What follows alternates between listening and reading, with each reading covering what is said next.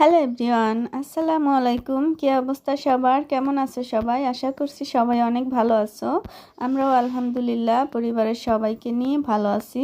তো আজকে কি রান্না করব সেটাই তোমাদের একটু দেখাচ্ছি। আজকে শোল মাছ দিয়ে বেগুন দিয়ে রান্না করব। তো আজকে আমি বেগুনটাকে ভেজে রান্না করব, সেই সাথে মাছটাকেও ভেজে রান্না করব। শোল মাছ নর্মালি আমি কখনো ভেজে রান্না করি না, আমি না ভেজেই রান্না করি শোল মাছ বেশিরভাগ। তো সেই সাথে বেগুনটাকেও আর ভেজে রান্না করি না, কিন্তু আজকে আমার বেগুনটাকে ভেজে রান্না করতে ইচ্ছে করতেছে। আর বেগুন ভেজে রান্না করলে মাছটাকেও একটু ভেজে নিতে হবে, সেই জন্য আর কি। আর এখানে আমার ছাদ বাগান থেকে কিছু লাউ শাক নিয়ে আসছি, কচি লাউ শাক। তো এগুলো আজকে ভর্তা বানাবো। আর করলা ভাজি করেছি। নর্মালি আমি কিন্তু দুইটা আইটেমেই বেশিরভাগ করি।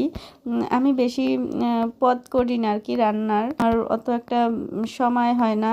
আর বাচ্চারাও তেমন খায় না, বাচ্চারা শুধু ওই মাছটাই খাবে, মাছের সাথে যে বেগুন দেবো সেটাও কিন্তু পাতে নিবে না।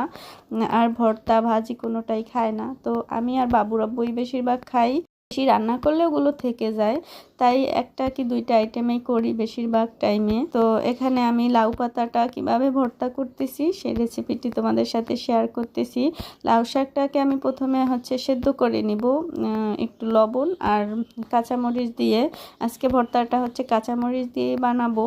তো লবণ দিয়ে দিচ্ছি আর আমার গাছের কয়েকটা মরিচ দিয়ে দিচ্ছি। এই মরিচগুলো কিন্তু অনেক ঝাল আর এত সুন্দর ঘ্রাণ, কামড় দিলে ইচ্ছে করে খেতে, কিন্তু এত পরিমাণ ঝালের কারণে খাওয়াই যায় না।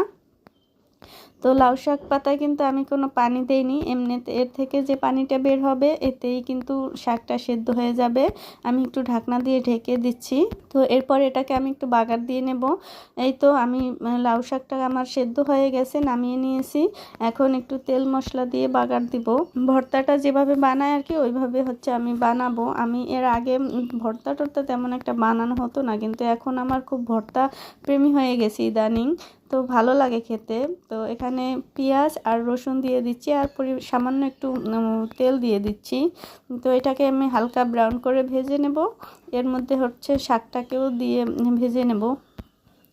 আমি শুকনো মরিচ দিলে কিন্তু ভর্তাটা মজা হয়, কিন্তু আমি কোনো শুকনো মরিচ দিব না। আমি একটু হেলদি উপায়ে ভর্তাটা বানাবো যাতে কোনো প্রবলেম না হয় আমাদের।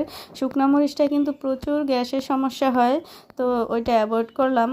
তো মজা যত বেশি খাবো ততই আমাদের শরীরের জন্য ক্ষতি, তাই একটু হেলদিভাবে রান্নাবান্না করার চেষ্টা করতেছি। আমি কিন্তু ইদানিং রান্নায়ও সব কিছুতে একটু তেল মশলা একটু কম ব্যবহার করতেছি।